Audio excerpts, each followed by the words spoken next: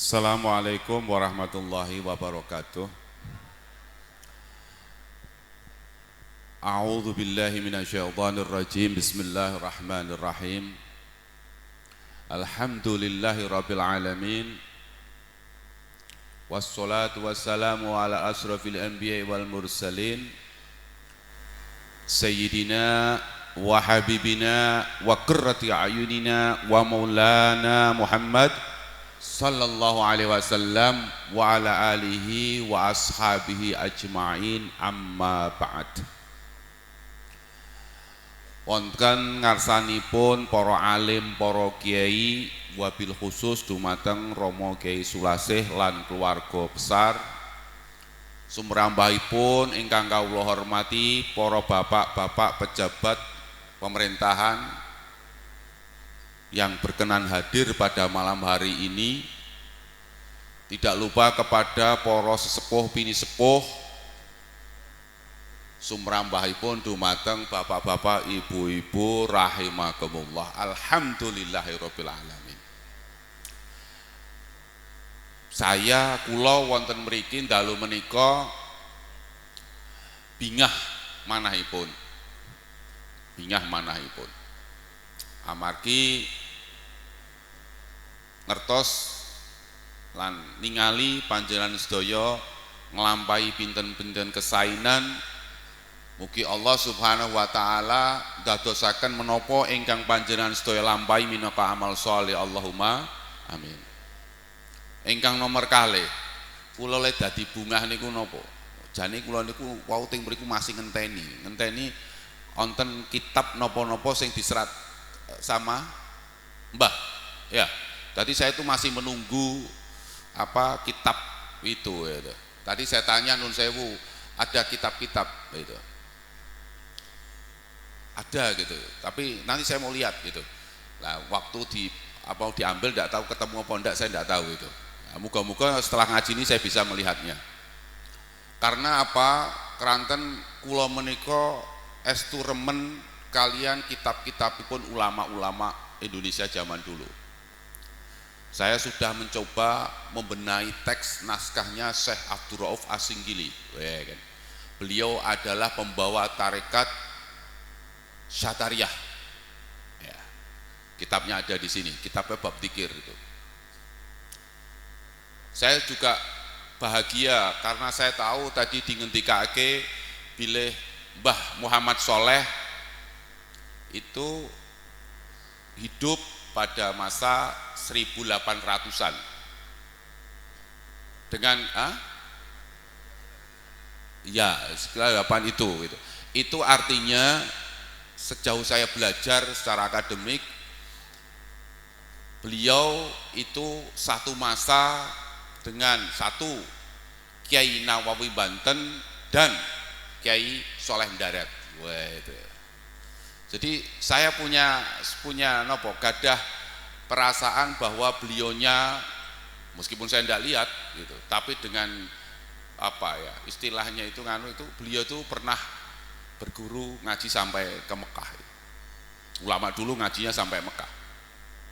Dan saya pikir wah ini nek saya bisa pelajari, barangkali saya bisa menemukan apa namanya hubungan-hubungan relasi atau genealogi keilmuan Mbah Soleh Darat atau apa. Saya itu sebenarnya tertarik di situ, Pak. Karena apa? Mbah Nawawi Banten maupun Mbah Soleh Darat itu ya, nun sewu. Itu dua ulama besar yang mempengaruhi negara ini gitu. Karena apa? Saya mau cerita sebentar. Ini saya belum ngaji loh ya, kayak cerita sejarah ulama sih. Jadi Mbah Hadratus Syekh Kiai Haji Hasyim Asy'ari dan Kiai Haji Ahmad Dahlan itu kedua-duanya itu murid daripada Kiai Soleh Darat. Jadi siapa? Kiai Hadratus Syekh Hasyim Asy'ari adalah pendiri NU dan Kiai Haji Ahmad Dahlan adalah pendiri Muhammadiyah, dan itu adalah muridnya Simbah Kiai Soleh Darat gitu. Dan namanya kebetulan juga soleh juga. Lalu kemudian mereka berdua, yaitu Hadratus Syekh Hasyim Asy'ari dan Kiai Haji Ahmad Dahlan, kemudian terus dia belajar ke Mekah. Nah, saya tidak punya catatan mengenai kepada siapa. Maksudnya begini, tidak ada catatan saya bahwa Mbah Kiai Ahmad Dahlan itu bertemu dengan Kiai Nawawi Banten. Tidak ada, saya memiliki catatan, paham enggak? Saya tidak menemukan datanya. Tetapi kalau Hadratus Syekh Hasyim Asy'ari memang berguru kepada Simbah Kiai Nawawi Banten. Wah, gitu. Paham enggak? Saya cerita dulu tentang ulama dulu. Jadi saya tuh malam hari ini tuh ya wis pokoknya saya ngalir sajalah. Kira-kira saya punya pengetahuan apa, saya punya ilmu apa, tak biukno gitu aja lah. Nah, Simbah Nawawi Banten itu menganut sebuah tarekat. Wah, tarekatnya Naksabandiyah. Simbah siapa? Nawawi Banten itu mengikuti tarekat Naksabandiyah. Tetapi ya, sejauh saya belajar, gitu, sejauh saya belajar bisa salah ya, karena persoalan data kan gitu ya. Simbah Kiai Soleh Darat tidak menganut tarekat apapun. Nah, tadi saya tanya, Mbah Soleh tarekatin apa Mbah? Mbah Soleh? Hah? Sataria? Naksabandiyah? Naksabandiyah. Itu Naksabandi Sataria. Berarti tidak menutup kemungkinan gitu tarekatnya siapa? Mbah Nawawi Banten sama Mbah Soleh ini bisa ketemu. Wah, ini menarik itu kalau apa namanya kita mau belajar tentang sejarah. Nah, lalu saya mau cerita bahwa Mbah Nawawi Banten itu punya karya 99 atau ada yang mengatakan 103 karya. Wah. Jadi apa namanya Mbah Nawawi Banten tuh banyak nulis kitab gitu. Makanya saya tertarik dengan kitab itu, Pak, sebenarnya. Lah, Mbah Nawawi Banten itu saya cerita, ini cerita ulama dulu. Mbah Nawawi Banten itu ya, kalau dia itu mau ngajar orang Indonesia, ya, jadi Mbah Soleh Darat apa Kiai Nawawi Banten itu kalau menyebut istilahnya santri Indonesia yang belajar ke Arab sana, Mekah sana, itu dengan istilah abna ujinsi, anak sejenisku, artinya orang Indonesia. Ya, jadi menyebut istilahnya abna ujinsi. Wah, gitu. Nah, Simbah Nawawi Banten itu setiap kali mau mengajar muridnya itu setiap kali juga memberikan syarahnya. Wah, jadi dia ambil kitab matan apa, lalu dikurung begitu, lalu dibuat syarahnya. Paham enggak nih? Nah, setelah selesai dicetak di Mesir, baru diulang muridnya. Wah, itu ulama zaman dulu. Karya apa Mbah Nawawi Banten banyak. Yang terkenal misalnya Tafsir Munir, ya kan? Yang terkenal kitab Nihayatus Zain misalnya. Tapi Nasoihul Ibad dia nyarai kitab. Nah, tapi juga saya melihat ada beberapa kitab Kiai Soleh Kiai Nawawi Banten itu kitab yang ditulis oleh habaib juga, gitu. Misalnya Sarahnya Sulam Taufik, Sarahnya Sulam Munajah, Bahjatul Wasail, Nurudulam, Said Ahmad Dimyati, semua banyak itu. Itu ulama zaman dulu. Lah, bukunya Simbah Kiai Nawawi Banten semuanya tulisannya bahasa Arab. Ya, semuanya bahasa Arab karena Mbah Nawawi Banten itu pernah waktu dia berangkat haji itu kalau tidak salah umur 12 tahun. Jadi 12 tahun berangkat ke Mekah. Paham enggak? Lalu pulang, lalu balik lagi ke sana sampai akhir hayat. Tapi kalau Mbah Soleh Darat balik lagi ke Indonesia, tapi sempat menikah di sana. Nah, sementara itu Mbah Soleh Darat itu juga banyak menulis. Ya, menulis kitabnya banyak, ada kitab Juhar Tauhid ya, Majmu' ya, Munjiat itu banyak karya-karya Simbah Kiai Soleh Darat. Cuman Simbah Kiai Soleh Darat itu menulis kitabnya tidak dengan bahasa seperti Mbah Nawawi, tapi dengan bahasa Arab pegon. Wow, itu. Nah, yang menarik kadang-kadang itu apa namanya, Mbah Soleh Darat itu meskipun beliaunya ya tidak mengikuti tarekat, tapi beliau itu kuat sekali dalam hal tauhidnya. Wah, ini loh. Jadi yang mencirikan Kiai Soleh Darat ini tauhidnya luar biasa itu. Ada kitab Juhar Tauhid. Nah, tapi saya mau cerita kepada penjenengan semua. Waktu Habib Syekh Boto Putih Surabaya berkunjung ke Semarang ya, Mbah Soleh Darat itu ngelegake nggawa kitab Juhar Tauhid tabarukan sama Habib Syekh Boto Putih. Ini saya juga kadang-kadang itu begini, bapak-bapak, ibu-ibu yang saya hormati. Wes pokoknya ngaji aja lah ya. Saya ini kalau sudah bahagia kayak gini, saya nyeritakan yus mengalir apa yang ada di hati saya. Saya tidak memikirkan yang lainnya. Nah, Mbah Soleh Darat itu ngelegake ketika Habib Syekh Boto Putih berkunjung ke Semarang, Mbah Soleh Darat itu ngelegake nggo kitab Juhar Tauhid tabarukan sama itu Habib Syekh itu, dan kemudian suruh menerjemahkan kitab Juhar Tauhid itu. Luar biasa ya Mbah Soleh Darat itu. Mbah Soleh Darat itu salah satu istrinya adalah orang Purjo. Wah, paham enggak? Mbah Soleh Darat itu istrinya Saripah dari Purjo, marganya Ba'abud, paham enggak? Mbah Soleh Darat. Lalu anak perempuannya dapat Remas. Wow, paham enggak?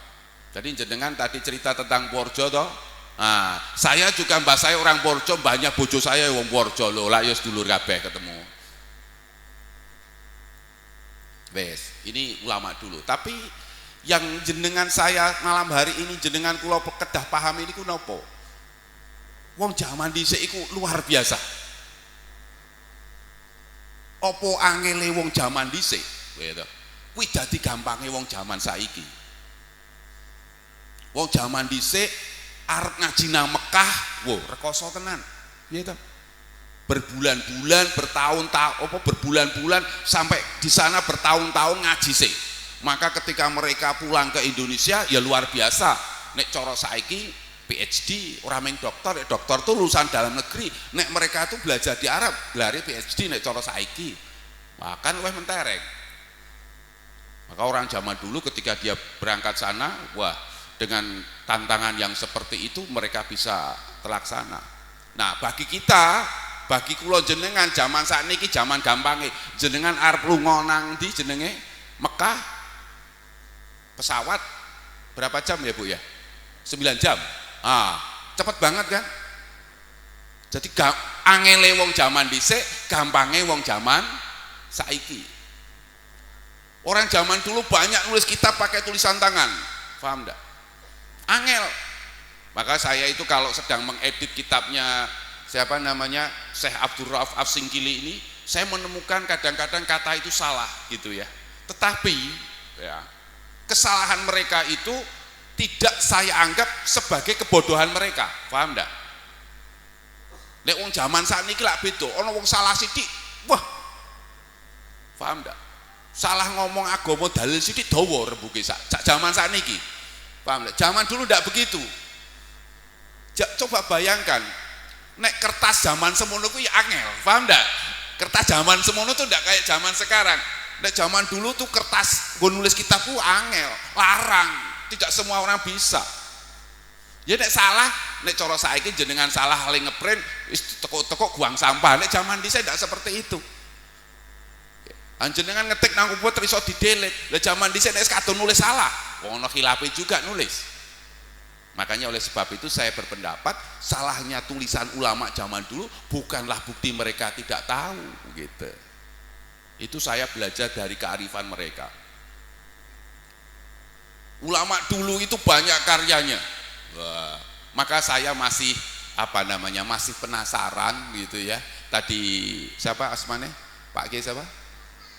Nah, itu nunjuk ke saya kitabnya itu. Wah, itu janji nanti tak parani itu ya. Loh, saya bungah loh Pak, karena itu khazanah keilmuan kita.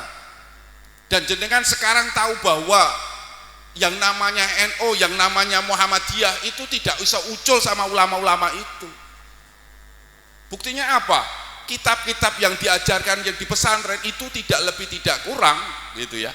Itu banyak yang ditulis sama Mbah Nawawi. Artinya setelah mereka berdua yakni Kiai Hasyim Asy'ari dan Hadratus Syekh belajar sama Kiai Sholeh Darat, kemudian mereka belajar ke Mekah, kemudian mereka balik, Hadratus Syekh Hasyim Asy'ari meneruskan pemikiran-pemikiran daripada gurunya Kiai Nawawi Banten misalnya. Sementara Kiai Sholeh Darat setelah Kiai Ahmad Dahlan setelah pulang ke Indonesia, dia meneruskan gagasan-gagasan pemikirannya Kiai Ahmad Dahlan. Jadi wajar kalau nun sewu pada awal-awalnya benih tauhid sing kedeng kuwi dicekal karo Mbah Sholeh Darat diterusno karo Kiai Haji Ahmad Dahlan. Nah, sementara yang NU diteruskan dikembangkan dengan oleh Hadratus Syekh Hasyim Asy'ari. Dan sejauh saya mempelajari kitab itu bahwa salah satu gurunya Kiai Nawawi Banten itu bernama Sayyid Ahmad Zaini Dahlan yang menulis kitab namanya Syarah Mukhtasar Jiddan, Syarahnya Jurumiyah, dan itu juga gurunya Habib Ahmad bin Thalib Pekalongan. Bayangkan, jeluknya sejarah ulama dulu itu begitu indahnya. Ulama zaman dulu luar biasa wis. Karya mereka, kepedulian mereka, lah ini tahammulnya, nah ini akhlak-akhlak beliau yang mungkin generasi sekarang itu nggak mendapatkannya. Nah, tadi saya kula wau sampun nyebetaken bilih napa? Bilih kesulitan mereka ulama zaman dulu, mereka belajar menuntut ilmu, susah kaya apa? Wis adoh mlaku, paham ndak? Kitabe ora ono, kadang kudu nulis dhewe dan liya-liyane, tapi mereka berhasil mencapai kedudukan yang mulia dalam ilmu. Karena apa? Karena dia punya kesungguhan, niat yang kuat, sehingga tantangan sebesar itu, rintangan sebesar itu dia bisa dapatkan dengan luar biasa karena punya semangat. Sayangnya generasi sekarang, bapak-bapak, ibu-ibu, kitab gampang, arep lunga nang diwe gampang, ning sing zaman sekarang masalah itu ndak punya kemauan kuat. Itu yang saya yang kula aturaken itu sedihnya itu. Boleh kitab saiki jenengan download nggo HP ini bisa, paham ndak? Tapi yo ora ono dadekno awak dhewe iki dadi ngalim gitu. Banyak kitab, banyak apa. Ala kulihal gampange wong saiki iki malah dadi sumber kegagalan banyak hal gitu. Ya, itu hal yang menurut saya mari kita belajar dari ulama-ulama dahulu. Ulama dahulu itu kuat, ya, himmahnya itu kuat, semangat golek ngilmu nang Mekah gitu, mlaku dilakoni satu intip jari ini, paham ndak? Nggo madang dilakoni. Mbuh nang kapal ki kahanane piye ora ngerti, dilakoni dan berhasil mereka menjadi ulama besar. Kita numpak pesawat ditunggoni Mbak Pramugari ayu kayak panganan ora iso ngaji. Aduh, saya pusing ini, mikir kan enggak tahu apakah kemauan orang generasi sekarang hilang itu. Nah, ini yang menjadi tantangan kita semua, bagaimana menumbuhkan semangat belajar buat generasi berikutnya. Tuh, itu saya cerita tentang tentang ulama zaman dulu. Ya Allah ya, saya bahagia, nanti tolong itu saya dikasih tunjuk kalau ada ketemu ya. Dah, bapak-bapak, ibu-ibu yang saya hormati, setelah saya menceritakan tentang ulama zaman dulu, saya belum begitu membaca tentang Mbah Sholeh Darat. Seandainya saya punya sesuatu, mungkin saya bisa menyampaikan sesuatu itu. Nah, pada malam hari ini dalu menika kula tak nerangke sing gampang lah. Bab ikhlas sajalah. Bab ikhlas. Bab ikhlas. Ing dalam kitab Risalah Kusyairi risalah Qusairiyah ya. Imam Qusairi nyeritakake sebuah khobar ya. Ing dalam khobar niku dipun critakaken bilih Gusti Kanjeng Nabi Muhammad sallallahu alaihi wasallam ditangleti kalian sahabat magayudan ikhlas.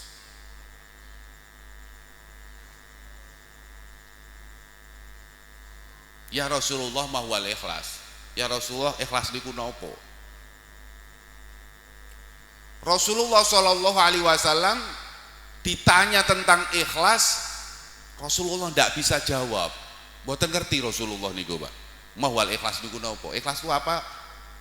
Ndak bisa jawab. Lajeng Gusti Kanjeng Nabi Muhammad sallallahu alaihi wasallam tanglet kalian malaikat Jibril. Ya Jibril, mahwal ikhlas. Malaikat Jibril nun sewu ditakoki bab ikhlas, malaikat Jibril ya gak iso jawab. Lajeng malaikat Jibril sowan ngayunan dalam Gusti Allah sak perlu nangletaken ikhlas niku napa. Nah, ing dalam kitab Risalah Qusairiyah niku dipun sebataken mekaten. Al ikhlasu sirrun min sirri istauda'tuhu qalbaman ahbabtuhu min ibadi. Ikhlas kuwi rahasia saka rahasia ningsun kata Allah. Istauda'tuhu qalbaman ahbabtuhu min ibadi. Sing ikhlas iku aku gletakno nang atine wong sing aku tresno saka kawulaku. Itu jawabane Allah. Paham? Artinya apa? Artinya dos pundi? Maksudnya dos pundi? Setunggal ingkang panjenengan sedaya kedah pahami. Pilih ikhlas niku rahasia. Yang pertama itu. Yang kedua, ikhlas itu peparing. Wah. Ikhlas niku napa? Rahasia. Itu yang pertama. Yang kedua, ikhlas itu adalah pemberian. Oleh sebab itu, nek panjenengan kepingin ngerti apa wae gak bakalan iso mergo ikhlas kuwi rahasia. Ning jenengan semanten ugi jenengan ngupayake kaya apa wae ya ora bakalan iso nggayuh ikhlas mergo ikhlas kuwi peparing. Kan angel itu. Padahal awak dhewe niki bolak-balik ngaji intine kon ikhlas. Ya toh. Intine kon golek ikhlas. Ning ikhlas niku pripun? Nah, ben awak dhewe niki ling lakoni ngamal niku penak. Ya. Jadi in dalam kitab Risalah Qusairi al ikhlasu sirrun min sirri istauda'tuhu qalbaman ahbabtuhu min ibadi. Ikhlas kuwi rahasiaku kata Allah. Sing aku gletakno nang atine wong sing aku tresno saka kawulaku. Dunun Al-Misri mengatakan, menjelaskan tandane wong ikhlas kuwi telu. Dialem karo dicacat padha ae. Lali ganjarane ngamal, lali karo ngamal. Lah angel ndak lali karo amal itu. Makanya nun sewu nek awak dhewe arek nglaleke ngamal iku wangele ra karuan.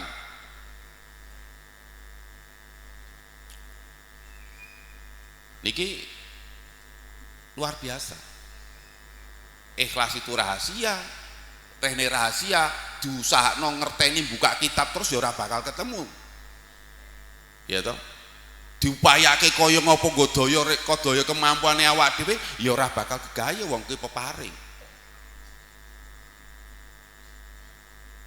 Nah, keranten makaten kula arep gawe perumpamaan supados panjenengan sedaya iso memahami kanthi sekeca. Nek panjenengan sedaya gadah griya. Lajeng wonten wingking griya menika wonten lepen, kali sing banyune bening, watune cilik-cilik akeh sak gedhe tangane bocah cilik ngoten kathah. Krikil-krikil niku kathah. Wonten lepen niku. Banyune bening, ora gedhe, banyak alirane arusnya tidak kuat begitu. Banyak bebatuan kecil. Ya, itu di belakang rumah jenengan ana banyu kaya ngono. Lah, panjenengan sedaya duwe bocah umur 9 tahunan 8 tahun lah, 9 tahun. Lah, duwe anak umur 9 tahun, bocah lanang. Lah kira-kira niku Pak, nu bapak-bapak ibu-ibu ingkang kawula hormati. Nek bocah 9 tahun kon dolan nang kali, ya, misalnya bapak ngenten sanjang kalih larene niku, nang kowe bendina dolano nang kali, ya. Nek bali nggawa watu sing sak gedhe tanganmu kuwi, kepelan tanganmu kuwi gitu. Perintah bapak nih itu seperti itu. Nah, lajeng setiap dinten niku lare niku dolan nang kali bali nggawa watu gletakno nang ngarep omah, kira-kira ngoten niku, Pak. Nah, pertanyaan kula kalih panjenengan sedaya ngeten, kira-kira bocah umur 9 tahun kuwi nek lunga nang kali kuwi atine bungah napa susah? Bungah napa susah, Pak? Bungah siji. Bali dolan nang kali atine bungah, bali nggawa watu sak kepel tangan gletakno nang ngarep latar omah. Bendina ngoten niku. Sing jelas bocah niku angger dolan nang kali seneng atine. Angger dolan nang kali bungah atine, bali nggawa watu. Lah, swijining dinten krana bejo bocah niku oleh pitulungane Allah gitu. Jika watu niku ternyata dijipuk cego balik letakno nang omah, ternyata watu niku inten gedene sak kepelan tangane bocah niku. Paham ndak? Apa yang dilakukan oleh ayahnya? Nah, kan gitu. Karo wong tuane dijipuk watu niku, iki watune anakku inten jebule tak jipuke. Siji. Loh, krana watu niku wis dijipuk karo bapakne, bocah cilik niku ora bakal weruh karo watu niku wau. Mergo wis diumpetke. Paham ndak? Sing nomor loro, bapakne niku ora bakal ngomong nang anake. Nang mau watu sing kok golek kuwi mau inten. Ora bakal ngomong. Sebab napa? Kuwatir. Engko nek tak critakno, tak kandhake nek watune mau inten, bocah niku kandha-kandha jipuk disimpene nang lemari jipuk duduh-duduhke kancane karo kancane direbut. Wah, paham ndak? Bapakne ora bakal cerita, wis dijipuk, simpen ora diceritake. Ning duwe komitmen bapakne, engko nek tekan mangsane waktu sing inten mau tak kekno ndekne, nek wis tekan mangsane. Sing nomor 3, ya dong. Bapakne niku ngumpetke tenan, jaga tenan. Nah, nek ngoten niku panjenengan wis ngerti ceritane bocah cilik niku wau, panjenengan badhe ngerteni carane wong nggayuh sabar. Kenapa nggayuh? Ikhlas. Jane ikhlas niku sederhana. Lakukan perintah Allah Subhanahu wa taala kaya bocah cilik niku lunga nang kali. Wah, lakukan saja perintah Allah itu dengan hati bahagia. Paham enggak? Sederhana sebenarnya. Jadi lakoni perintah Allah itu artinya bahagia, terus dilakukan terus. Lah, suatu saat, nah ini loh, ada sebuah amal yang jenengan yang koyo inten tadi, sebuah amal yang ikhlas tadi. Wah, kalau jenengan oleh pitulungan Allah, secara otomatis amal itu sama Allah akan diambil. Set, paham enggak? Disimpen nang ayunan dalam Gusti Allah. Nah, kaya watu tadi, inten jipuk karo bapakne simpen. Padha nek ana ngamal menungso nang alam donya kok inten, kok ikhlas, ya otomatis karo Allah disawut sut. Simpen nang sisinya. Paham enggak? Lah nek wis disimpen nang sisinya, otomatis ngamalku wis ora ana nang alam donya, ana nang ayunan dalam Gusti, ya otomatis jenengan bakal kelingan. Ya kan? Paham nih, gawe gambaran saya itu. Jadi enggak ayo nglakoni ngamal kuwi lakonono ngamali Allah kuwi perintah Allah, lakoni kelawan ati bunga. Engko suwijining dina nek ana ngamal sing apik, sing ikhlas, sing kaya inten karo Gusti Allah disawut, ora bakalan Gusti Allah njarno ngamalin jenengan sing kaya ngono nang alam donya. Simpen sut, simpen nang dalam Gusti Allah. Lah sejak disimpen nang dalam Gusti Allah, jenengan gak bakal pisan-pisan eling. Paham ndak? Sing nomor loro, Gusti Allah duwe komitmen sesuk tak kekno nek ndekne wis tekan wayahe. Wayahe kapan? Nek awak dhewe sowan ngayunan dalem Gusti, iki lho ngamalmu sing nang donya kae ikhlas, iki tak kekno. Wah. Paham ndak? Sing nomor telu, Gusti Allah ora bakal sanjang nang awak dhewe. Nanging menungso ngamalmu ikhlas, ngerti Allah. Nek kowe dikeki ngerti, menungso dikeki ngerti ngamali ikhlas, mesti tekan ngalor ngidul cerita, ngalor ngidul malah ilang, direbut wong liya, setane. Nah, kenapa ikhlas itu rahasia? Karena awak dhewe ngerti ki ora ana apike. Ndak ada manfaatnya sama sekali. Bahkan bisa madorot, ngerti. Coba, wong jenengan aja misalnya oleh undian BRI mobil Avanza Posenia, woi cerita sak kampung kok. Lah pone cerita ngamalmu, ugi lho ngamalmu ikhlas. Wah ngalong itu wis cerita. Alhamdulillah Kang nopo aku wis iso ikhlas. Lho, apa bahaya itu. Paham ndak? Dadekna wong iki luar biasane di situ. Makanya Allah rahasiakan, saya paham. Kenapa ikhlas harus dirahasiakan? Ya itu alasannya. Kenapa kita mengupayakannya? Kita tidak bisa mengupayakannya. Kita hanya diperintah sederhana. Jalankan perintah Allah dengan hati bahagia. Cukup. Lakukan terus. Terus perintah Allah jalankan, hatinya bahagia terus begitu. Percayalah. Lah sakniki balik maneh. Ngendikane wau wonten sambutane Pak Bupati supaya meningkatkan keimanan gitu tuh. Pertanyaannya begini, bisakah kita berprasangka baik kepada Allah bahwa kita punya amal yang sudah disimpan di sisi Allah Subhanahu wa taala? Bisa enggak kita berprasangka seperti itu? Beranikah, sanggupkah awak dhewe ndek penyono apik nang dalam Gusti Allah? Yen Gusti Allah niku nyimpenke ngamal jenengan, ning jenengan ra dikek ngerti. Ndek penyono apik gitu bisa ndak? Nek jenengan jawab sama saya, lah kula dereng ngertos dereng ningali, lah ya kowe padha ndeloke Gusti Allah ya urung ningali, iso percaya berarti percayamu karo Gusti Allah ya goro. Wong hal yang sama kok. Makanya saya nasihati kepada istri saya itu, wis duwe penyono apik nang Gusti Allah. Sapa ngerti awak dhewe kuwi ana ngamal sing wis disimpen ae nang dalem kita ndak tahu. Penyono apik. Ya. Ojo awak dhewe kakean takon ikhlas niku napa jangan. Duwe penyono apik nang ayunan dalem Gusti Allah. Duwe penyono apik, percaya sik tenan. Paham ndak? Barangkali itu yang akan nyelametkeun awak dhewe itu. Paham ndak? Gampang kan? Jalankan perintah Allah hati bahagia. Sudah, itu saja. Cukup. Allah tidak ingin sampean susah. Caranya gampang, jalankan perintah Allah dengan hati bahagia. Dah. Wis ora usah utik-utik perkara sing dirahasiake dening Gusti Allah. Karena itu demi kebagusan kita. Percayalah kepada Allah. Imanlah kepada Allah bahwa Allah sudah nyimpen ke ngamal kita dan kita memang tidak dikasih tahu. Berani tidak dia penyono seperti itu? Sementara kita belum pernah melihat. Itu kalau kita mau bicara tingkat keimanan kita kepada Allah Subhanahu wa taala. Tuh, satu. Ini penting, Pak. Karena kadang-kadang orang menungso niku do ribut, do mumet gitu.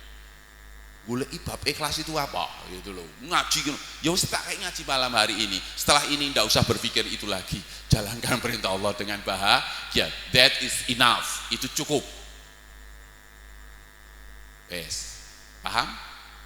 Lo ngaji jenengan malam ini seneng kan? Oh, bahagia. Saya sampai netes air mata. Ora ono kiai gawe guyuk, saya masih netes air mata. Ya Allah Gusti, bener. Kita ini semua ini kadang-kadang apa namanya ya? Delokke ngamal dhewe sing kayak gini nih ya, di dunya ini. Ribut. Kudu ya gimana coba? Terus pun dicoba. Jenengan ngaji ribet, muga-muga ini bisa mengobati apa ya kegelisahan jenengan sedaya dalam menjalankan agama ini gitu. Intinya bisa ngajari sederhana gitu. Jalankan perintah Allah seperti anak kecil itu pergi ke sungai. Every time, every day pergi ke sungai, every moment dia bahagia. Wes itu aja. Wes urusan kepiye-kepiye ku urusane Allah. Percaya nang Gusti Allah. Wis iku dekekane. Wes. Wah kula dereng weruh kok bukan percaya mboten saged. Ya kuwi lah mental imanmu kuwi. Mental imanmu ki sakmono kudu diweruhi. Lah ya repot iku. Paham ya, Bang? Itu. Nah, bapak-bapak, ibu-ibu ingkang kawula hormati.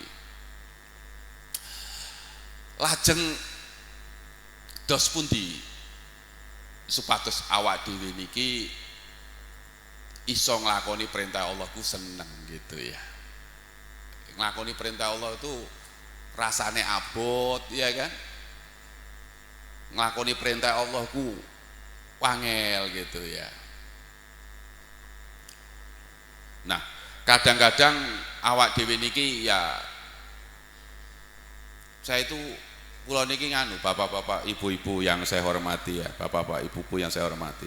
Kula niku nek ngaji niku kadang-kadang leng gawe perumpamaan niku ya, ben orang itu paham gitu ya. Maka gawe perumpamaan tentang ikhlas dengan perumpamaan anak disuruh orang tuanya ke kali. Nah, itu kan sederhana contohnya tapi bisa memberikan gambaran, oh ternyata ikhlas itu gampang ya. Jalankan perintah Allah itu dengan bahagia gitu. Nah, awak dhewe iki ben nglakoni segala sesuatu enak iku piye cara mikire gitu loh. Nah, saya membuat pengandaian gitu, buat perumpamaan supaya bisa difahami untuk memberikan gambaran ben segala sesuatu itu mudah dipahami. Ya, tadi saya sudah matur sama siapa ya, bahwa nek ngaji mbek saya tuh akeh mikire sithik gitu. Tapi nek jenengan bisa mikir sithik insyaallah luar biasa gitu. Karena saya tahu ngaji itu harus memberikan ilmu yang banyak sebanyak-banyaknya. Yang penting bali nggawa ilmu itu. Jadi saya menceritakan ini, ono seorang suami gitu. Seorang suami itu masih tidur lelap gitu. Istrinya sudah bangun, sudah mandi, sudah pakai bedak wangi gitu, pipinya sudah diberi bedak wangi, kira-kira begitulah gitu. Wes ayu moblong-moblong gitu, nyedai sing lanang sing isih turu, terus gugah mas nopo ilere sing lanang ku ya usah ketok ya kan, wong tangi turu kok apa lodoke ya isih ana rembese barang, paham ndak?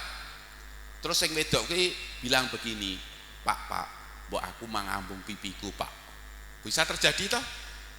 Meskipun wong lanang isih turu tangi turu kiyip-kiyip ngono, sing wedok teko wis nggo pipi sing resik itu diraupi gitu kasaran, diwedaki gitu, njaluk dambung pak, aku tolong dambung pipine pak. Wes. Saya mengandaikan seperti itu. Maka sang suami itu seharusnya berpikir gitu. Mengapa, kenapa bojoku kok perintah gitu. Jawabnya sederhana. Krana bojoku kuwi wis nglinakno pipine sing dipupuri dambung karo aku wong sing isih ileren gitu kira-kira. Paham enggak? Paham enggak? Nah, kalau seandainya istri itu dicium nesu ora? Ora, iso nampa. Mergo apa? Mergo bojoku wis rido. Saumpamane bojoku urung rido, ora bakalan perintah kau ngambung pipine. Paham enggak? Begitu juga bapak-bapak ibu-ibu yang saya hormati, pahamilah setiap perintah Allah itu mesti didahului oleh keridhaannya. Setiap perintah Allah itu didisiki karo ridhone. Misalnya ada perintah Allah fa'buduni, sembahlah aku. Bayangkan bahwa kita itu menungso sing wujude akeh salahe, akeh lupute, akeh dosane, kon nyembah zat sing maha mulya. Kuwi krana apa? Krana Gusti Allah wis ngeki ridho nang awak dhewe, disembah karo sing ina kaya ngene iki. Lan awak dhewe ditampa ibadah itu semata-mata bukan karena benar apa yang kita lakukan, tetapi karena keridhoannya lebih dulu kita terima. Paham enggak? Jadi kalau kita ingin menjalankan perintah Allah, pahamilah bahwa perintah Allah itu selalu dimulai dengan keridhoannya. Paham? Seandainya Allah tidak ridho, mohal, tidak mungkin Allah itu memerintahkannya. Allah memerintahkannya membuktikan bahwa Allah telah ridho disembah oleh kita yang hina, yang banyak dosa seperti ini. Karena itu jalankan perintah Allah itu dengan hati bahagia. Ya. Jadi ini saya mengajarkan tips-tipsnya sederhana, tidak bulet. Nah, jadi gampangannya seperti itu. Jadi awak dewe kok nompo bojone awak dewe ra nesu mergo ridho. Allah itu menerima ibadah kita semata-mata karena keridhoannya. Dadi awak dewe iki nuwun sewu sing penak wae nek nganu ki anter-anter saja. Ya, kira-kira gitu. Terus pahamilah juga ada orang tua nglarang anake, "Nang, kowe aja dolan nang dalan." Ngerti yo, nek wong tua kuwi perintah mergo ana rasa tresna ing jero atine, paham ndak? Jadi ora mungkin wong tua nglarang kejaba wong kuwi ana rasa tresna marang anake, paham ndak?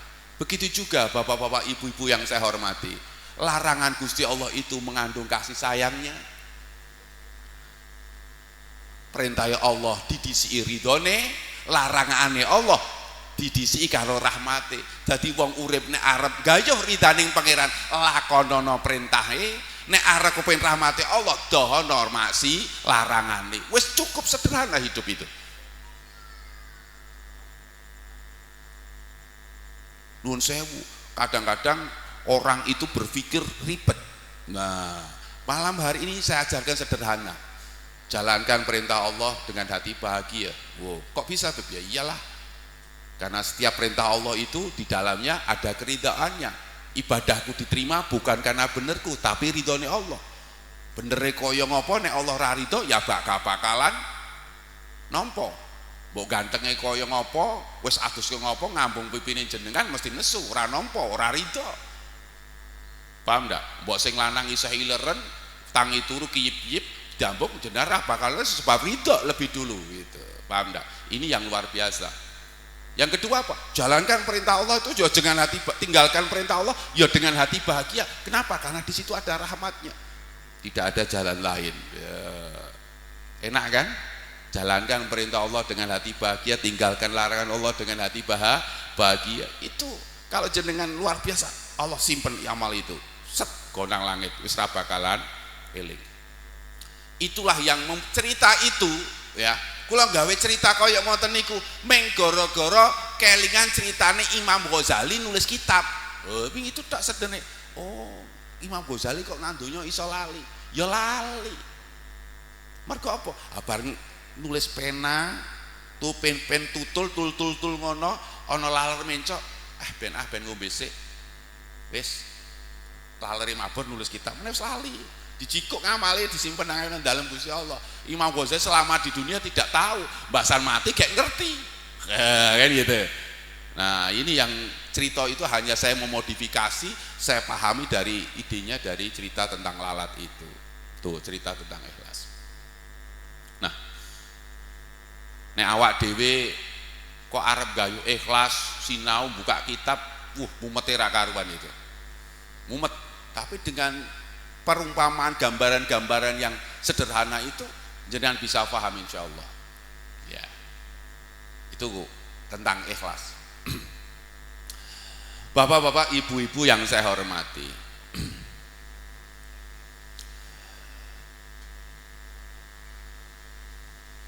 Yang ketiga, saya mau menjelaskan tentang sikap manusia di depan Allah Subhanahu wa taala. Ini juga penting. Ini penting. Kenapa? Karena kita ini jadi nek kula nuwun sewu, kalau saya kula niku sanjang dumateng panjenengan, contohnya gini lah. Tak kasih contoh dulu biar jenengan paham. Nek umpama nih kula ajeng ngangkat napa niki meja. Ajeng ngangkat meja niki. Lajeng wonten Mas Banser loro apa telu madhep. Habib, saya bantu ngangkat meja itu ya. Lalu saya jawab, saya bisa.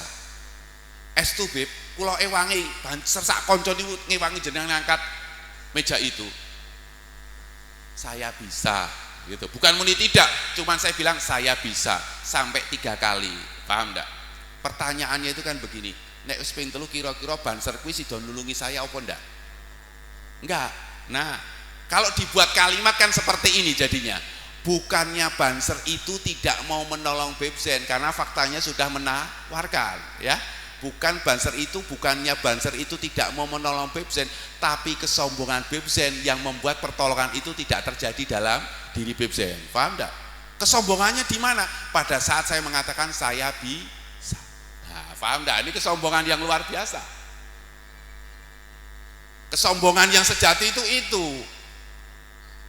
Jadi pada saat kita mengatakan kula ngesanjang aku iso, berarti aku gek nyandarke kemampuanku marang awakku, apa ngamal itu marang kemampuanku. Saya sedang bersandar pada kemampuan diri saya pada saat saya mengatakan saya iso. Akhirnya apa? Sekarang nulung ora sida.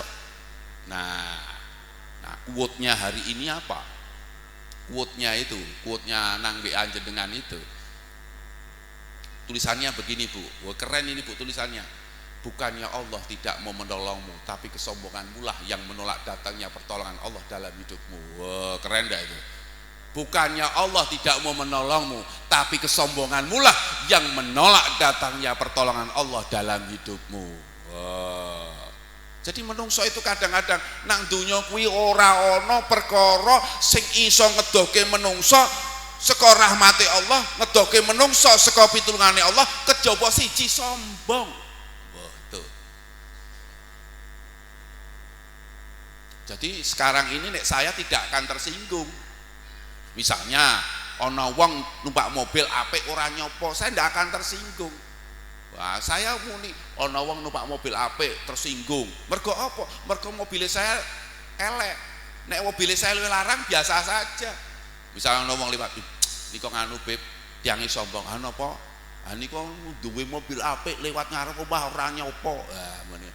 Kuwi mergane sampean ngomong ngono kuwi ngendika ngoten niku mergo apa? Mergo mobile sampean elek. Paham ndak? Ya sama. Ari kalane nang ati saya ana rasa tamak, teko nang wong sugih ora dikei dhuwit, muni wong sugih nika pelit. Loh, mergo apa? Mergo bukan ra kasih dhuwit, mergo nang atimu sik ana tamak. Seandainya tamak itu kamu buang, saya percaya Anda tidak akan pernah bisa mengatakan orang kaya itu pelit. Jane kan logika kita berpikir itu kan sederhana. Awak dhewe ngunekke wong liya pelit lak mergo nang atimu ana tamak. Nek tamake kok buang biasa-biasa saja.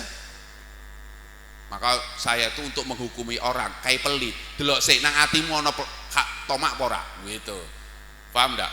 Nek kowe ngunekke wong kae sombong, delok nang atimu ana kepentingan apa ora. Lho kan gitu. Misalnya saya punya kepentingan sama Nun Sewu sama Pak Bupati, terus kemudian Pak Bupati ra gelem manggi, saya bisa mengatakan gimana Pak Bupati ini sombong. Loh mergo apa? Kepentinganku ra keturutan itu kan.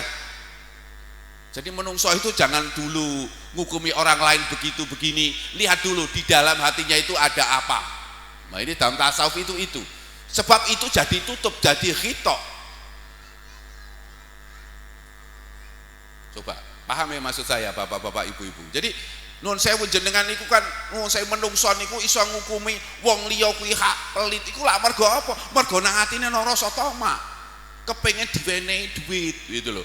Wong teko kepengin diwenehi duit nang wong sugih. Lah dilalae wong sugih ketemu ora paham utawa gek ra nyekel duit, ora ngulungi duit. Bali piye kabare kae? Pelit. Ana apa? Aku teko rono ora kei duit. Lho mergo kowe ya ana tamak nek tamakmu buang kowe gak bakal muni ngono ku. Ya. Paham seperti itu. Jadi nuwun sewu sebelum kita mengatakan orang lain bla bla bla bla, ya delok dulu nang atine dhewe iki ana apa. Kalau sudah ketemu buang sik, katakan orang itu seperti apa. Iso ora? Nek jenengan iso buang pelite gitu, apa tomake iso ora ngunekke wong liya pelit. Nek jenengan buang kepentingane sik, iso ora ngunekke wong liya sombong gitu. Nah, kan gitu. Sama wong lanang seneng mbek wong wedok pertama ya fine saja, baik-baik saja. Ketika wong kuwi ngomong mbak aku seneng karo kowe, wong wedok kuwi nolak, terus ditakoki piye wong wedok kae sombong, wis ngono biasane ngono kuwi, biasane ngomong ngono itu mek gara-gara kepentingane tidak ketututan. Maka belajarlah tasawuf ini di sini, belajarnya ngersii hati itu di sini. Ternyata omongan kita tentang orang itu hanya adalah cerminan keburukan diri kita sendiri. Dah. Wau sampun kula aturaken, ora ana nang donya kuwi perkara sing ngedoke menungso saka pitungane Allah, saka rahmati Allah kejaba sehebat sombong, ndak ada lainnya. Dosa itu masih mungkin mendekatkan manusia kepada Allah Subhanahu wa taala. Nek sombong kuwi ora bakal iso, udah angel itu. Paham ndak? Makane iblis diusir saka swarga mergo apa? Mergo sombong. Iblis adoh saka barang bener mergo apa? Mergo sombong. Tidak ada boten wonten perkara nang donya niki sing iso ngedohke menungso saka rahmati Allah, saka pitulungane Allah sehebat sombong. Dah, item itu. Nah, sombong ini bukan orang yang lewat di depan kita tidak menyapa, bukan orang yang kita datangi tidak memberikan duit, bukan itu orang yang sombong. Orang yang sombong itu yang pertama adalah orang yang sedang mengandalkan kemampuan dirinya di depan Allah Subhanahu wa taala. Cara bahasane kitab Hikam, wong sombong kuwi wong sing iktimat alal amal. Lu kadang niku nun sewu bapak-bapak ibu-ibu, saya cerita ini beneran, pasti saya mengalami sendiri. Suwijining dina niku kula niku ngimpi, paham ndak? Lah ing dalem ngimpi niku kula dikawal wong gedhi-gedhi loro, paham ndak? Gedhi-gedhi loro. Kula dikawal cilik dadi kula arep nglawan niku mboten saged. Lah ning ngajegan kula niku ana gergapura gedhe ngoten niku tulisane babul maut, pintu kematian. Nang impen itu. Lah dumadaan wong loro niku sanjang kalih kula. Jenengan mlebet sakniki, ora muni beb. Nek muni beb aku sing gaya. Beb sen kula aturi mlebet ora muni jenengan mlebet sakniki. Wis, bayangke saya. Wong wis kuat rasa sangar kan mlebu pintu kematian. Yo saya corongan itu arep apa? Arep melayu, arep membebaskan diri, paham ndak? Mergo napa? Mergo ndelok sing sebelah tengen gak ana ngamal babar blas sing ikhlas niku wau, paham ndak? Tak selidiki ya Allah Gusti, ngamalku sing sebelah tengen gak ana ikhlase blas. Ndelok sing kiwa maksiate cetha, paham ndak? Kira-kira arep piye le maju niku, paham ndak? Apa ora melayu-melayu? Paham ndak? Deloke kahanan itu seperti itu, bapak-bapak ibu-ibu yang saya hormati. Deloke sing sebelah tengen blas ora ana kebagusan, deloke sing sebelah kiwa cethu. Dosane lan maksiate. Ya wedi ta. Sekedap saya ngenyang karo mau sing ngawal niku sekedap kula sekedap. Mboten saged dipeksa. Waktu itu hanya punya waktu sekejap. Kowe percaya mbek Allah, percaya. Sudah, jangan pedulikan dirimu. Mangkat saya, paham enggak? Lalu beberapa saat kemudian saya tanya istri saya, "Nis, napa Kak Zek? Nek wis tuwa ki arep dhewe arep napa?" Kan nek iso nom-noman kan enak gitu kan. Ana turu bareng gitu, barang lah katakan begitu dan seterusnya gitu. Nek wong asar tuwa arep napa? Paham ndak? Wong sing lanang ngadeg ora jejeg, sing wedok mlumah ora genah gitu. Nek wis tuwa ta begitu, sing lanang ngadeg ora jejeg, sing wedok mlumah ora genah. Wis tuwa. Ya istri saya jawab begini, ya nek wis tuwa golek sanguning pati gitu. Oh iya. Saiki aku tak takon, munggomu sanguning mati kuwi apa? Amal. Lah iki kowe nek arep ngadeg Gusti Allah sanguning amal, gak bakal wani kowe. Wong arep ngadeg Gusti Allah kok ngandalke amale, ora bakal wani. Mesti drodok, mesti wedi. Makane wong do selak karo mati niku mergo ngoten niku, bayangane itu seperti itu. Akhirnya kula nerangke teng bojone kula, tak kandhani ya Nis. Sangune wong mati kuwi ming siji yaiku iman nang Gusti Allah. Percaya nang Gusti Allah. Paham ndak? Wis percaya ya percaya. Wah kuwi piye jajal. Nek makane nuwun sewu, nek mengendikan iman kuwi gampang diomongke, nek tekan ngene iki jenengan dilematis. Susah lek percaya tenan. Iya delok dosa ku akeh, apa tak aku gak ono sing ikhlas, kudu percaya. Pedeni tadi. Paham? Kita ketakutan kan ngadep seperti itu. Nah, bahkan ibu saya sendiri, ibu saya, umi saya itu nek mikir mati itu njuk mae kambo. Kok nek mae kambo njuk sesek gitu, paham ndak? Wes. Itu sudah berulang kali seperti itu sampai terakhir itu ya jenenge wes ngobati umi saya itu ketakutan seperti itu kan susah sekali karena umi saya itu sekolahnya ora dhuwur, jadi dijak berargumen yang macam-macam tidak bisa. Lalu saya hanya membuat perumpamaan seperti ini, bapak-bapak ibu-ibu yang saya hormati, gawe perumpamaan sing kira-kira umiku paham. Mi umpama umi iki seneng karo wong lanang, umi ora ragu karo tresnane wong lanang kuwi, wong lanang kuwi ya ora ragu karo tresnane umi karo-karone wis jatuh cinta umpamane mbek abai, saya bilang begitu ya toh. Wong ana abai mbek umi saya, abai tresno karo umi tenan, si abai umi ya tenan padha karone. Nalare kuwi nek wong wedok tresno karo sing lanang ya toh, nek dijak rabi mesti semerintil, bener ndak? Wong wedok kuwi nek dijak rabi karo pacare mesti semerintil, logikane kan seperti itu. Tapi ya gitu loh, wong wedok itu pernah berbuat dengan laki-laki lain sehingga dia tidak perawan, kira-kira berani enggak? Paham pertanyaannya? Anek dia wis tahu berbuat pasti sing wedok mesti mikir, dadi bukan ya ditanya ayo rapi sik to Pak, sik to yang sik bolak-balik ping nolak-nolak mundur itu mergo apa? Nah di sini jenengan bisa mengandaikan umi saya bisa paham, oh ternyata gitu loh Mi, dosane awak dhewe, maksiate awak dhewe iku aja nganti ngilangke imane nang Gusti Allah, paham ndak? Percaya itu seperti itu susahnya le memahami, le menjelaskan, paham ndak? Nek pancen percaya nang Allah wis rasa pedulikan, itulah yang susah kita pertahankan saat kita menjelang sakaratul maut. Ngadepi mati itu angele ngono kuwi, paham ndak? Didepno ngono kuwi. Lah umi saya ngono ya Zen. Iya to Mi. Lah wong wedok kuwi malah mikir ngene, engko nek nganu semacam. Jadi dia sudah berpikir buruk tentang dirinya di waktu ke depan dengan dosanya sendiri. Padahal tidak seperti itu. Karena Allah itu tidak seperti yang dibayangkan.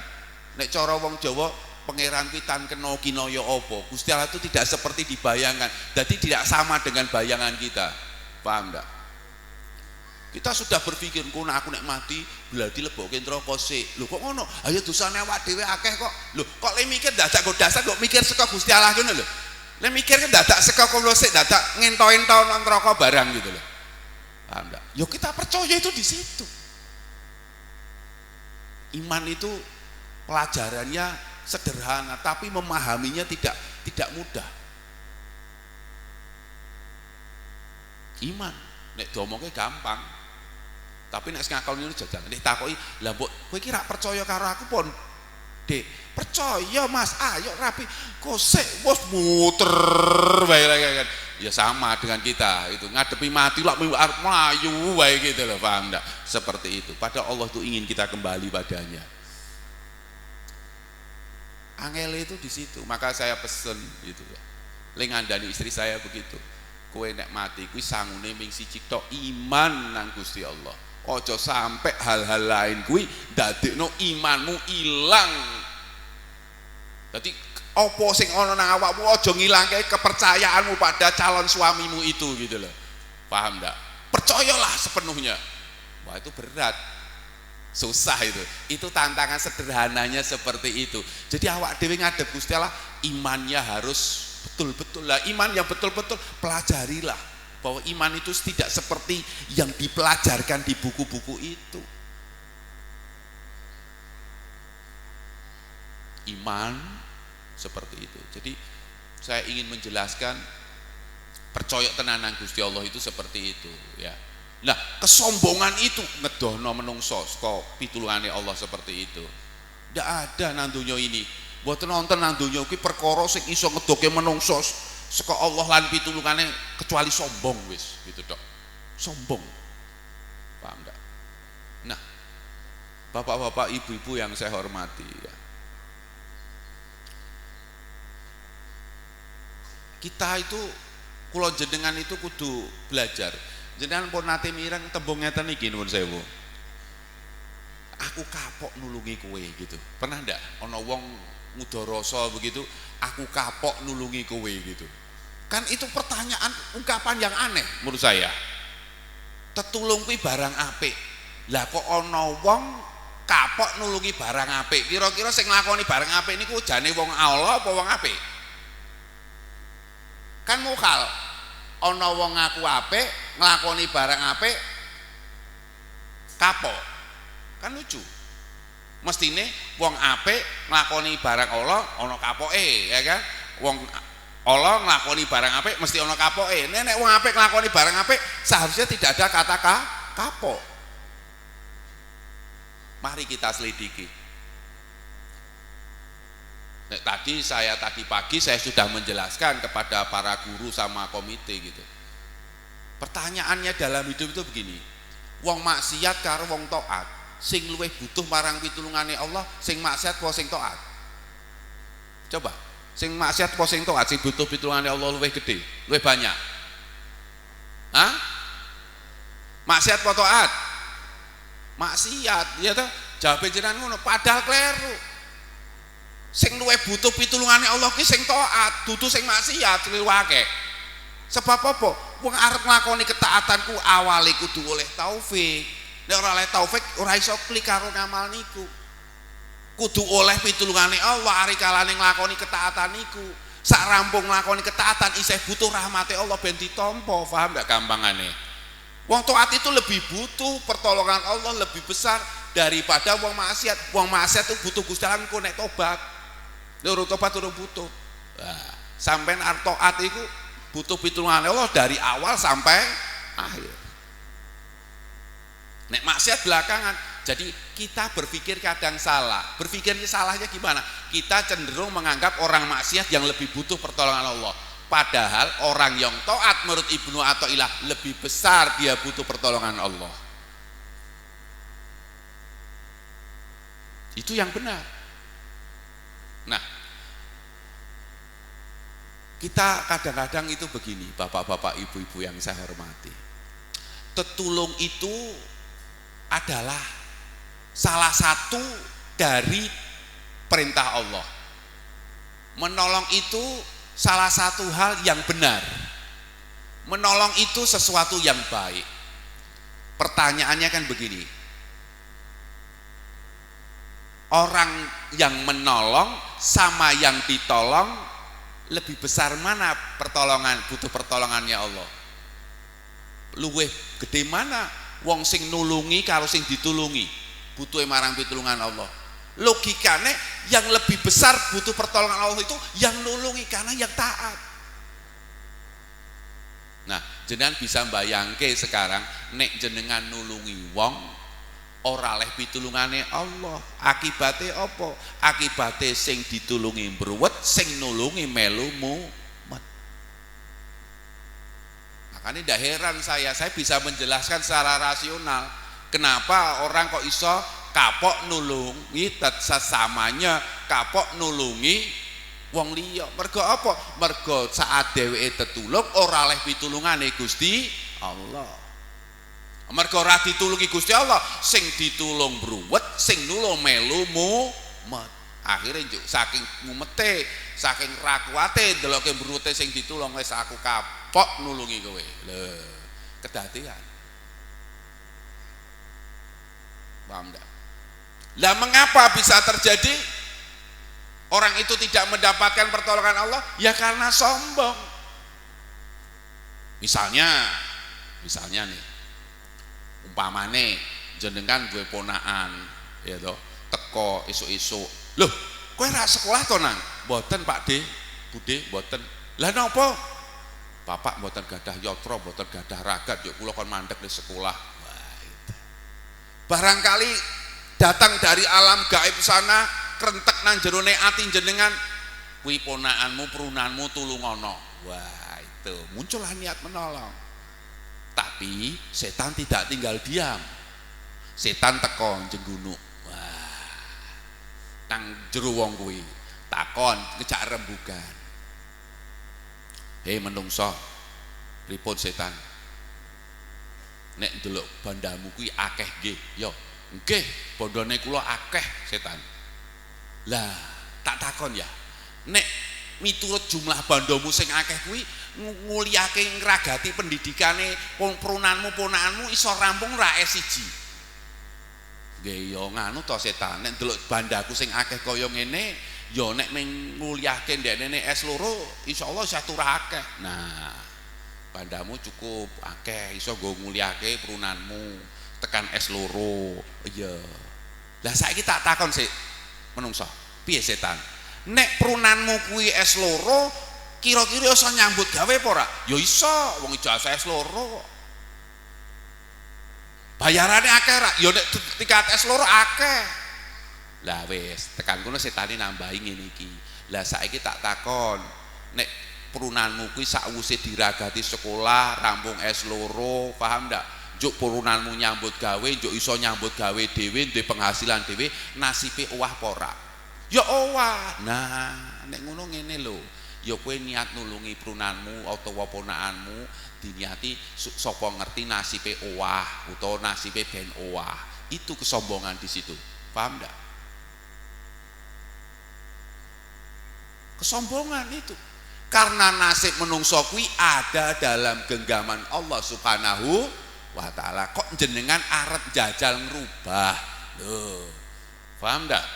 Oh, itu sombong tenan itu ya Wan, paham ndak? Itu sombong. Makanya kula niku penak ngaji ngeten niku penak, pokoke kula nyampeke secara profesional dalam arti sesuai dengan pengetahuan yang sebenar-benarnya. Yang saya pelajari, saya baca, saya sampaikan dengan cara seperti itu. Urusan jenengan paham napa mboten kula ora ngurus. Paham ndak? Nek pancen jenengan arep paham ora usah go lantaran ngundang saya jenengan paham. Makanya kula niku pun nate bapak-bapak ibu-ibu yang saya hormati, saya ngaji itu jengkel. Pernah ngedang podiumnya jengkel. Mergo apa? Mergo konsepku ki bagus. Nek panjenengan paham dadi apik jenengan dilalah ndeloke wong do udut kabeh. Wah jengkile gak karuan. Tak selidiki, oh ternyata aku sing salah. Makanya sejak itu nek saya ngisi pengajian ya teko sampaikan saja. Urusan jenengan terhibur atau enggak, jenengan paham atau enggak itu bukan urusan saya. Urusanku adalah menyampaikan yang sebaik-baiknya dengan cara yang baik. Sing disampaikan sing bener gitu loh. Sejauh belajarmu gitu. Paham enggak? Enak saya ngaji, jenengan mau paham monggo, ora paham ya ora apa-apa. Wong sing nek jenengan arti gawe ngerti Gusti Allah, dalane iso dudu saka saya. Kan dadi enak saya. Itu kan kaya ceritane anake Syekh Abdul Qadir Jailani ndeloke bapakne pidato wong-wong do nangis gitu ta. Lalu anake, wah, bapak ki ternyata pidato, wah aku ya iso. Lapor, Pak. Jenengan niku saiki nek kowe iso jajal akhirnya tenan di konsep sing apik, ternyata ora iso apa-apa wonge do cuek. Kenapa? Karena yang disampaikan itu tidak dari hatinya, dari rekayasa pikirannya. Sesuatu yang dikeluarkan dari hati akan masuk ke dalam hati. Sesuatu yang diucapkan oleh lisan hanya akan masuk ke dalam telinga. Ngono prinsipnya. Jadi menjalankan itu loh, paham? Itu nulung itu kadang-kadang awak dhewe sombong. Sombongnya apa? Kepengen ngrubah nasibe menungso.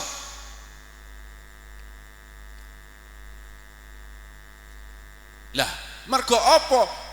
Di dalam hati dia itu ada ketamakan, paham enggak? Mungkin kuwi prunane, mungkin ini, mungkin itu. Itu ada prunannya itu.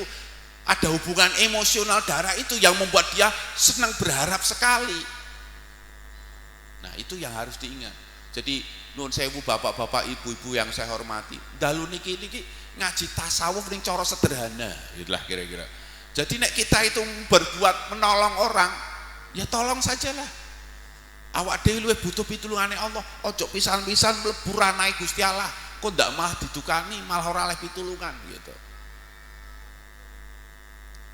Jalankan perintah Allah sing enak itu. Nah, bapak-bapak, ibu-ibu yang saya hormati. Lalu yang terakhir, nek Gusti Kanjeng Nabi niku kepengin banget Abu Lahab, Abu Jahal dadi wong iman, niku salah napa mboten? Coba. Nek Rasulullah kan ngerti tuh, Rasulullah Abu Lahab kuwi pamane, Abu Jahal kuwi pamane.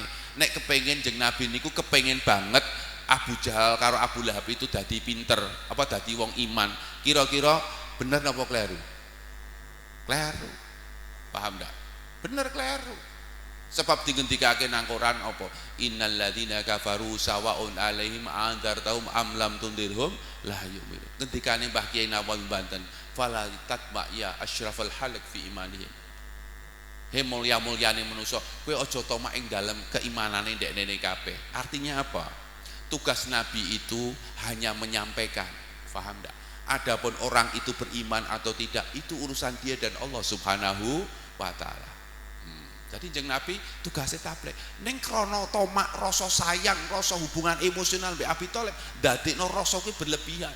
Seperti seorang ibu melihat anaknya, rasa cintanya berlebihan sehingga ketika dia melihat anaknya bisa muncul tomak, kepengin banget. Makane ngandani anake dhewe karo ngandani wong liya, enak ngandani wong liya. Mergo apa rasa ra melok. Ngandani anak iku rasa sithik, wah bingung kita. Ya toh? Ning ngandani wong liya enak, ora paham ya kono, paham alhamdulillah. Nek anake dhewe kudu paham mergo bayangane dawa. Rasa tomak di hati itu ada di dalam hati kita sehingga muncul tomak. Nah, jeung Nabi itu dikatakan fala tatma ya asyrafal halaq fi imanim. He, aja tomak wahai mulya-mulyane manusa fi imanim ing dalem imane ndekne kabeh. Tugasmu ki nyampeke. Nah, makanya saya berpesan kepada guru, kepada siapapun yang menjalankan profesi itu, jalankan tugas Anda sejauh Anda tahu. Sudah. Urusan bocah kuwi pinter apa ora kuwi urusan Gusti Allah mbek dene. Ning jalankan dengan cara profesional. Aja berharap sekali sing tak didik kudu lulus kabeh, sing tak didik kudu pinter kabeh. Nek jenengan menjalani hidup seperti itu mesti stres. Paham enggak? Nitipnya sederhana. Saya juga begitu, nek saya duwe rasa tomak sing luar biasa ngaji ngene iki stres. Sing ngaji belum tentu. Mungkin jenengan ketok ngene iki kok ora do guyu. Ning jebul jenengan paham, do memperhatikan lan paham. Oh, ya toh. Kan saya tidak tahu di hati jenengan. Ketoknya kayak gini gitu, tidak ada apa-apa. Ternyata yang saya sampaikan banyak yang diserap, kan alhamdulillah. Bener enggak? Tapi kadang-kadang kita itu tomak, wah kepengen ngaji mbek saya gergeran ini, saya sudah tidak mikir begitu-begitu. Nah, jadi yang terakhir ini bapak-bapak, ibu-ibu yang saya hormati, jadi saya ingin menjelaskan sederhana saja.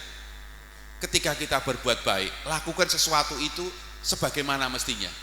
Ya.